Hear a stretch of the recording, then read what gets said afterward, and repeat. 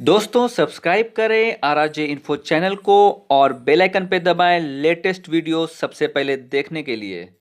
नमस्कार, सलाम, वेलकम, सत श्री अकाल। मैं आपका दोस्त, मैं आपका भाई आरआरजे आप सभी का स्वागत करता हूं आरआरजे इन्फो चैनल में। और दोस्तों, आप सभी लोग कैसे हैं? सब बढ़िया, एकदम फर्स्ट क्लास। दोस्तों, आज के इस वीडियो में हम बात करने वाले हैं, आप में से बहुत से लोगों को कन्फ्यूजन रहता है कि प्राइवेट लिमिटेड में कंपनी लाई जाए या फिर एक बस फर्म रजिस्टर कर दी जाए और अपना काम हो जाए।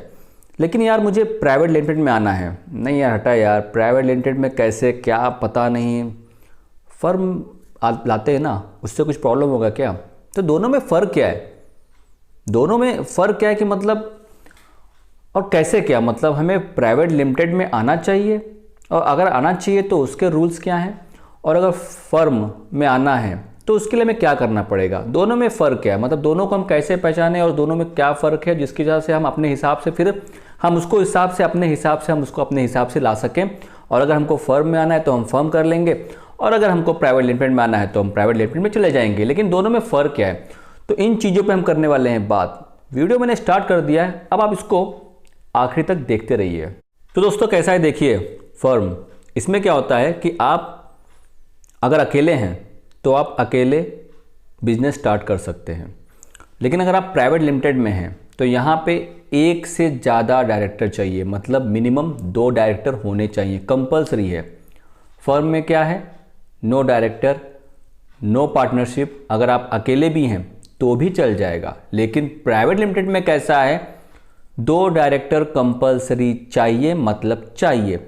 एक बंदा प्राइवेट लिमिटेड कंपनी नहीं खड़ी कर सकता है। और वहाँ पे कैसा होता है, डायरेक्टर बोलते हैं, यहाँ पे क्या बोलते हैं, अगर 2 लोग करना चाहते हैं तो पार्टनरशिप में बिजनेस स्टार्ट हो गया, फर्म, ठीक है।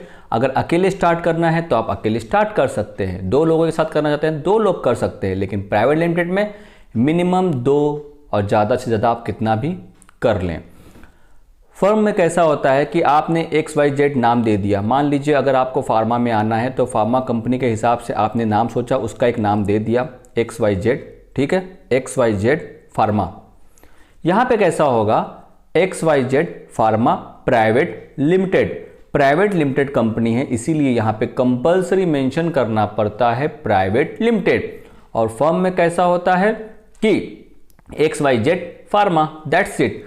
प्राइवेट लिमिटेड मेंशन करने की ज़रूरत भी नहीं पड़ती, क्योंकि ये आपकी कंपनी प्राइवेट लिमिटेड नहीं है, इसलिए आप प्राइवेट लिमिटेड मेंशन भी नहीं कर सकते हैं। ओनली प्राइवेट लिमिटेड के बंदे ही मेंशन कर सकते हैं XYZ फार्मा प्राइवेट लिमिटेड। समझ में आया आपको?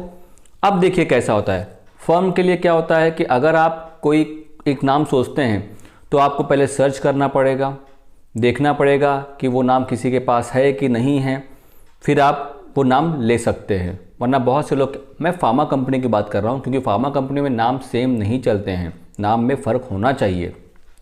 प्राइवेट लिमिटेड में कैसा होता है कि आपको पहले 2-3 नाम देने पड़ते हैं, उसमें से जो नाम नहीं है वो आपको नाम मिल जाएगा, और जो नाम ऑलरेडी है वो आपको नहीं मिलेगा। तो वहाँ पे सजेस्ट क्या करते हैं आप, जिसके पास देंगे रजिस्ट्रेशन के लिए या फिर प्राइवेट लिमिटेड कंपनी रजिस्टर के लिए, जिसको अभी आप देंगे CS को, ऑब्वियसली CS को, तो वो क्या करेंगे, आपसे कह देंगे कि आप पहले एक काम करिए, आपको जो नाम चाहिए वो पहले आप मेंशन कर दीजिए, और बाद में आपको जो नहीं मिलता, अगर पहला नाम आपको नहीं मिल पाया तो दूसरा नाम ठीक है, चल जाएगा, और आपको जो नाम चाहिए नहीं वो आप 3-4 नंबर पे डाल दीजिए। तो इससे क्या होगा कि अगर पहला नाम आप डालते हैं, वो चेक करेंगे सारे नाम, और अगर सारे नाम अवेलेबल हैं, आपको मिल सकते हैं, तो वो पहला प्रेफरेंस देंगे पहले नंबर को। आया समझ में आपको? लेकिन अगर सारे के सारे नाम अवेलेबल हैं तो आपको वो नाम नहीं मिलेंगे, वरना आगे चल के कॉपीराइट का क्लेम और आपको नोटिस भी आ सकता है। तो यहाँ पे ध्यान रखना पड़ेगा, नोटिस इधर भी आएगा। प्राइवेट लिमिटेड अगर आप नहीं है, फर्म है, तो भी नोटिस आपको यहाँ पे भी आएगा, क्योंकि अगर आपने बिना चेक किए कोई भी नाम दे दिया और वो नाम मैच हो गया किसी कंपनी के साथ, तो आपको वहाँ से नोटिस आने के चांसेस नहीं, नोटिस आएगा ही आएगा। ओके दोस्तों, बाकी दोस्तों फर्म में कैसा होता है कि बोर्ड ऑफ डायरेक्टर मीटिंग, ये सब कुछ नहीं होता है, वहाँ पे दिखाना नहीं पड़ता है। लेकिन प्राइवेट लिमिटेड कंपनी में कैसा होता है, yearly meeting, board of meeting, ये सब वो सब होता रहता है उसमें। और इसमें कैसा होता है, आपको CS कंपलसरी अपॉइंट करना पड़ता है। प्राइवेट लिमिटेड कंपनी में आपको CS कंपलसरी अपॉइंट करना पड़ता है।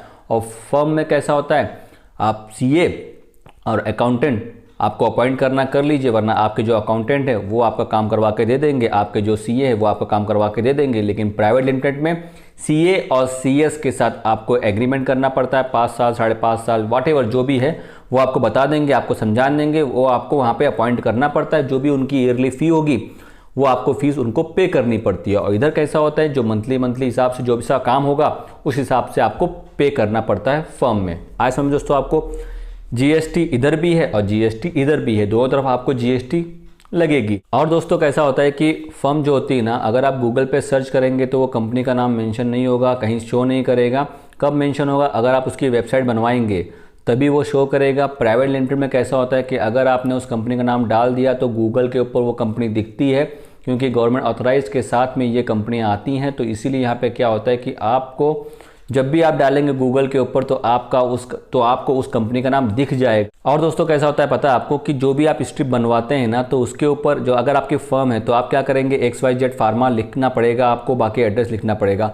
और अगर आपकी कंपनी प्राइवेट लिमिटेड है तो आपको यहाँ पे XYZ फार्मा प्राइवेट लिमिटेड और बाकी एड्रेस इस हिसाब से आपको स्ट्रिप के ऊपर मेंशन करना पड़ेगा। और अगर आप स्ट्रिप के ऊपर ऐसे मेंशन करते हैं XYZ फार्मा, अगर आगे आप प्राइवेट लिमिटेड नहीं लगाएंगे तो समझने वाला समझ जाता है कि ये फर्म है, ये प्राइवेट लिमिटेड कंपनी नहीं है। और जिस पे मेंशन है तो उसको तो ऑलरेडी पता लग ही जाएगा, क्योंकि आपने मेंशन किया हुआ है प्राइवेट लिमिटेड। और दोस्तों कैसा होता है कि प्राइवेट लिमिटेड में यहाँ पे शेयर होल्डर, अगर आप पार्टनरशिप में कर रहे हैं तो आपका कम्युनिकेशन कैसा है, 49%, 51%, वो आप समझ लीजिएगा कि आई थिंक मेरे हिसाब से 50-50% शेयर नहीं होता है। अगर होता होगा तो वेल एंड गुड, आप अपने CS से कंफर्म कर लीजिएगा, आपको वो गाइड कर देंगे, आपको बता देंगे। और फर्म में कैसा होता है, आप वन मैन शो हैं, अगर आप पार्टनर रखना भी चाहते हैं, अगर आप पार्टनरशिप में करना भी चाहते हैं तो आप पार्टनरशिप में कर सकते हैं। अगर आपको पार्टनरशिप में नहीं करना है तो आप अकेले भी कर सकते हैं। अगर आपको पार्टनरशिप में करना है तो आप 50-50 जैसे भी हो वैसे, जितना आप पैसा लगा रहे हैं वो कितना पैसा लगा रहा है उस हिसाब से आप 40-60। प्राइवेट लिमिटेड में अगर बंदा सामने वाला पैसा कम लगा रहा है तो उसको शेयर होल्डर आप कम दे सकते हैं, 30%, 40% आप अपना देख लीजिए, समझ लीजिए। तो ये यहाँ पे भी ऐसा होता रहता है, प्राइवेट लिमिटेड में भी और फर्म में भी। यहाँ पे आपको CS गाइड कर देंगे और यहाँ पे आपको आपके जो CA होंगे वो आपको गाइड कर देंगे। और दोस्तों कैसा है कि अगर आप फार्मा में आना चाहते हैं, फार्मास्यूटिकल में आना चाहते हैं, प्राइवेट लिमिटेड में आना चाहते हैं, तो रूल मुझे सुनने में आया हुआ है कि प्राइवेट लिमिटेड में कोई एक बंदा डॉक्टर होना चाहिए या फिर फार्मासिस्ट होना चाहिए, जिसका D फार्म या फिर B फार्म हुआ हो। मार्केटिंग की बात कर रहा हूँ मैं यहाँ पे, मार्केटिंग की, वरना मैन्युफैक्चरिंग के लिए तो कंपलसरी B फार्मेसी या फिर M फार्मेसी लगता ही लगता है। लेकिन मार्केटिंग के लिए भी मुझे सुनने में मिला है कि अगर प्राइवेट लिमिटेड कंपनी है तो उसमें एक director D pharmacy, B pharmacy या फिर डॉक्टर होना चाहिए। फर्म के लिए कैसा है, बस आपके पास लाइसेंस होना चाहिए। अगर आपके पास ड्रग लाइसेंस है, बस आप फार्मास्यूटिकल कंपनी चला सकते हैं, मार्केटिंग कंपनी आप ला सकते हैं। और इसके लिए लाइसेंस जो लगता है वो आपको D फार्मेसी का लाइसेंस होगा तो भी चल जाएगा, या फिर अगर आपके पास एक्सपीरियंस वाला ड्रग लाइसेंस है तो वो भी आप अप्लाई कर सकते हैं। लेकिन प्राइवेट लिमिटेड का जैसे मैंने बताया आपको D pharmacy, B pharmacy, doctor होना चाहिए। वो एक बार आप कंफर्म कर लीजिएगा अपने CS से, CS आपको प्रॉपर वे में गाइड कर देंगे। CS का मतलब कंपनी सेक्रेटरी। और दोस्तों देखिए कैसा होता है कि अगर आपको प्राइवेट लिमिटेड कंपनी जो आपका नाम है उसको आपको रजिस्टर करवाना है तो आप रजिस्टर करवा सकते हैं। अगर आपको रजिस्टर नहीं करवाना है तो कोई प्रॉब्लम नहीं है, क्योंकि ऑलरेडी वो कंपनी सर्च करके प्रॉपर वे में ही आपको दी जाती है। क्रॉस वेरिफिकेशन किया जाता है कि ये नाम किसी और कंपनी के साथ मैच नहीं हो रहा है, नहीं है, तभी आपको वो नाम दिया गया है। लेकिन फर्म में कैसा होता है कि आपको पूरा क्रॉस चेक करना पड़ता है। और यहाँ पे आपको कंपलसरी अगर आप रजिस्टर करवा लेंगे तो ये आपके लिए ही बेटर रहेगा। तो फर्म जो भी कंपनी आप XYZ नाम से रखते हैं उसको आप रजिस्टर करवा लीजिएगा। रजिस्ट्रेशन का खर्चा कुछ 6,000, 7,000, 8,000, 9,000 जो भी है वो आप देख लीजिएगा, समझ लीजिएगा कैसे क्या करना है, उस हिसाब से आप एक्शन लीजिएगा।